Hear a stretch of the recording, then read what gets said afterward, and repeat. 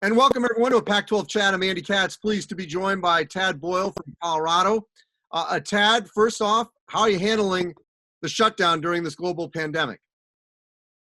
Well, as best you can, Andy. You know, every day's a new day, but it seems like it's the same day. And you get up in the morning and you think, okay, here we are again. And sometimes you shake your head. You go through waves throughout the day of disbelief, and then of accepting the fact that here we are and let's make the most of it. And that's what we're trying to do.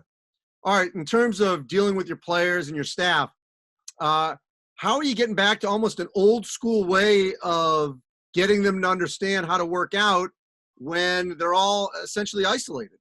Yeah, and we're doing a lot of these Zoom meetings. We do study hall 3 days a week, and I get on there and you just try to make connections with players and see their faces. I think that's a big thing.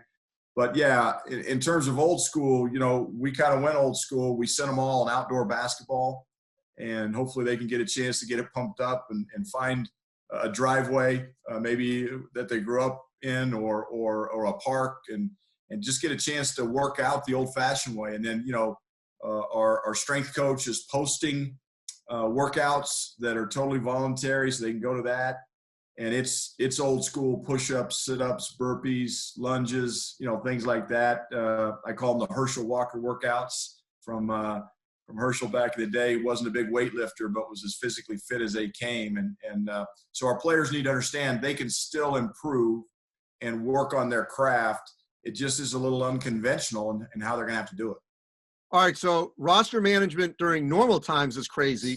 How are you handling this with an NBA draft? We don't know when it's going to be, and a transfer portal that's exploding, but we don't know whether or not there's going to be a waiver and allowing players to play right away, and let alone the grad transfers that still exist. How you dealing with all of that as you build your roster during this unprecedented time?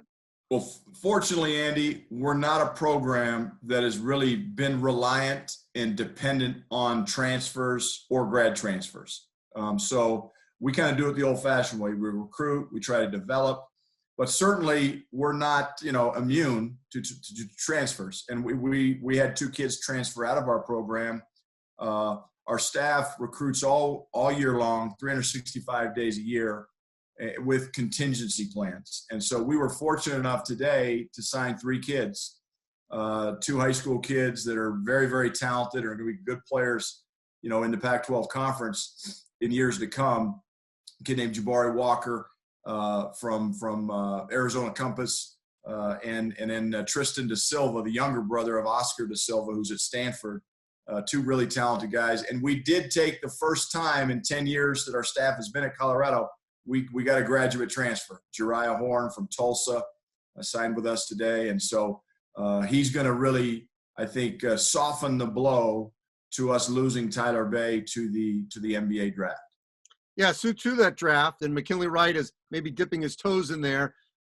We don't know. We don't know when it's going to be. There's going to be no combine. There's no workouts. It's all virtually in terms of, you know, their communications with the NBA teams. It may not be till August or September. How are you advising your players in what could be an unprecedented draft process? Yeah, it's difficult, Andy, and I know, you know, Tyler. We know what he's going to do, and he's left and he's not coming back. McKinley is the guy that wants to test the waters, and basically what that means is he wants feedback from NBA teams about, you know, his game, what they think of him, and the only way to do that is to go and have workouts, and I'm hopeful that at some point for these college kids like McKinley Wright, who need that feedback, deserve that feedback, that they can get it through this process. I don't know how that's going to all work out. There's a lot of dates that are going to have to be moved and changed. I don't know if that's going to happen or not happen. There's a lot more questions than there are answers right now, Andy, but I think that's where the communication and staying in constant contact with your players is critical, you know, at this very interesting time. All right, real quick, I want to look back and then look forward before I let you go here. First off, you had some great moments this season. Maybe wasn't as consistent, obviously, as you would have liked, but I think back to that win over Dayton, one of only 2 losses that Dayton had this entire season. And overall, you guys made some great strides. when you look back at this past season that got cut short, not able to play in the NCAA tournament, what do you remember most?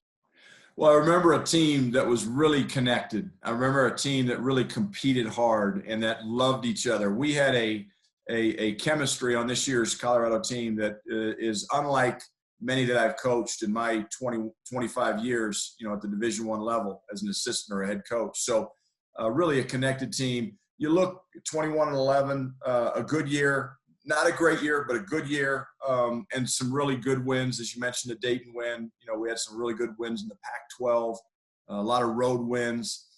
We did not finish the way we wanted to finish, and we didn't get a chance to play in the NCAA tournament, which was, on our doorstep. But we're not the only ones. And so I think, like any year, you look back, you're proud of the things your team accomplished. The only people I really, really feel sorry for are the two seniors we had, Lucas Seward and Shane Gatling, because they will never get a chance to play in the NCAA tournament again.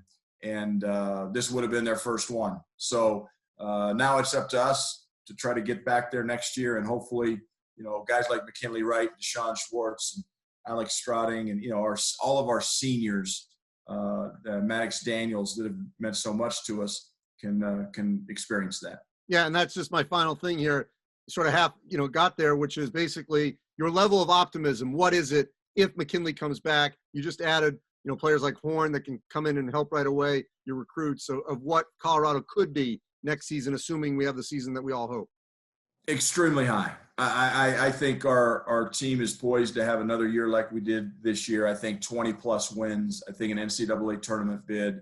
We're still finalizing our schedule. It's interesting, the NCAA, there's still legislation that has to be voted on for next year in terms of the MTEs and, how we structure our schedule that have yet to be determined. And so we're finishing up the schedule. We got to wait for that vote to come in. And then, but I like the way it's shaping up, and I love our team. I love the guys coming back. I love the new guys we just signed, and then we signed in the fall.